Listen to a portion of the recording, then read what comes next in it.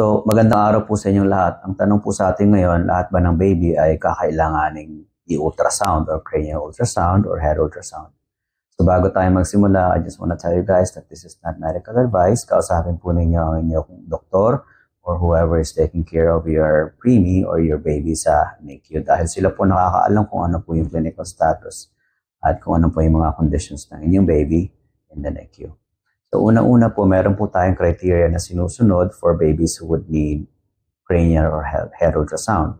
So, usually po, kung ang baby is less than 1,500 or kapag less than 32 weeks ang isang bata, or kapag ang bata po ay pinanganak and needed a lot of resuscitation, kung meron po mga risk factors for bleeding, then kakailanganin po nila ng cranial or head ultrasound.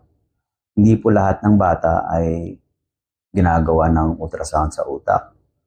Pagka ang bata po ay preterm, especially yung mga extremely preterm babies, ang ibig pong sabihin yung mga bata na ipinanganak 22, 23, 24 weeks, 25 weeks, or less than 32 weeks, at risk po sila sa bleeding sa utak dahil yung tinatawag natin germinal matrix o yung area sa utak ay very fragile at madali pong magdugo.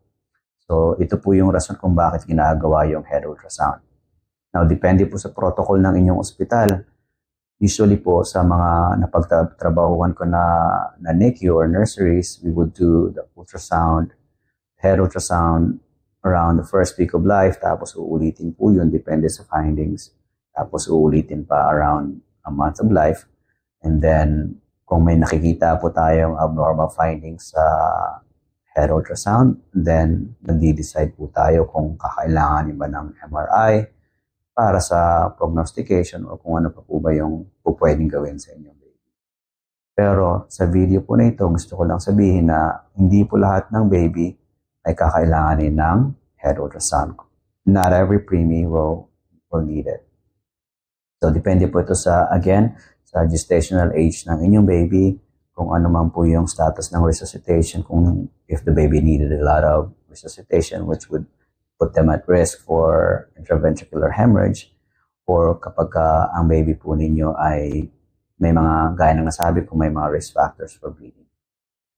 So, yan po yung sa mga preterm babies.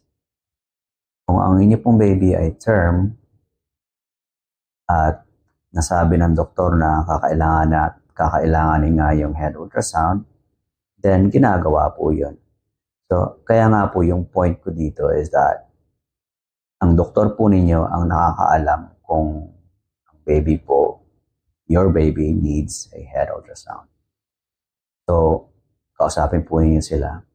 May mga population po ng bata, for example, meron silang seizures at term, then ginagawa po natin ng head ultrasound ito dahil gusto nating ma-monitor kung meron mang bleeding, kung may problema sa utak.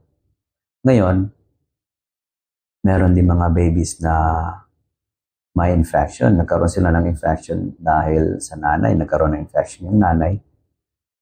So may mga viruses po or parasites na po pwede magkaroon ng epekto sa utak ng baby. So ginagawa rin po yung head ultrasound sa mga bata na ito.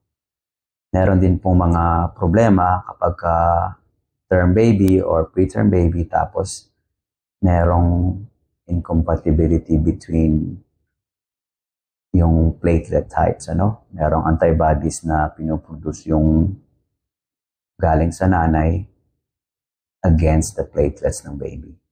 So kapag bumaba po yung platelet count ng inyong baby, meron pong incompatibility, then at risk din po sa bleeding sa utak ang inyong baby. So ginagawa niyo po ng head ultrasound ito just to monitor and make sure na walang bleeding associated with the drop in platelet count.